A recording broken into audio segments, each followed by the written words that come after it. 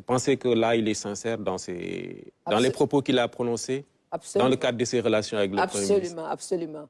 Jusqu'à lui permettre de regarder carrément, au lieu de lorgner son fauteuil? Vous savez, j'ai entendu beaucoup de Sénégalais dire « Oui, Sonko, il occupe trop de place ».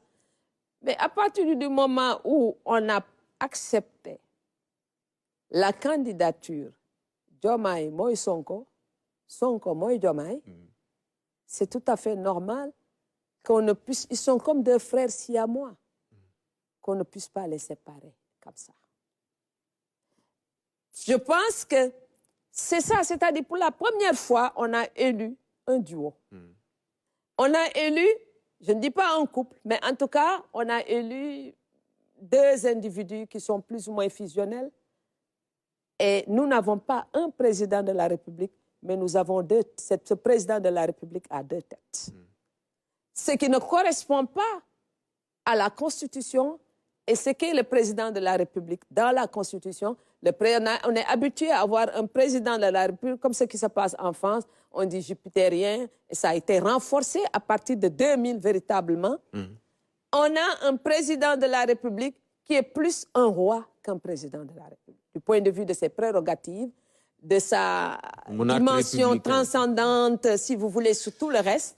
Et à mon avis, c'est ça, on était habitué à ça. Mais là, on a élu deux êtres humains qui sont fusionnels, à chacun avec ses caractères, chacun avec son tempérament, et qui peuvent être complémentaires à un moment donné. Et c'est ce qu'il a essayé d'expliquer. Et moi, j'avais entendu qu'avec Sonko, ils étaient des amis depuis très longtemps, que son fils porte le nom de Sonko, je ne sais pas exactement. Mais il a dit quelque chose hier. Pour la première fois, nous avons décidé d'être des amis.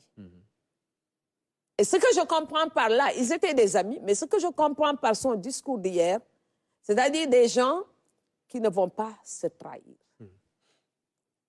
Des gens qui sont appelés à être ensemble, quoi qu'il advienne.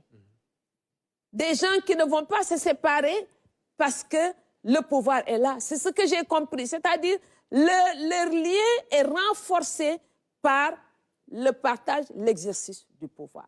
Et ça, il faut que les Sénégalais l'acceptent jusqu'à ce que Sonko quitte la primature pour aller peut-être vers l'Assemblée nationale ou ailleurs. Je ne sais pas, mais j'ai l'impression aussi, les critiques ont fait que ces derniers temps, on l'entend moins, on le voit moins. Bon, quand il sort comme homme politique, rencontrer ses troupes, ça l'enflamme un peu. Sonko a un peu le tempérament d'Abdoulaye Wade. Sa relation avec les foules est une relation quasi irrationnelle.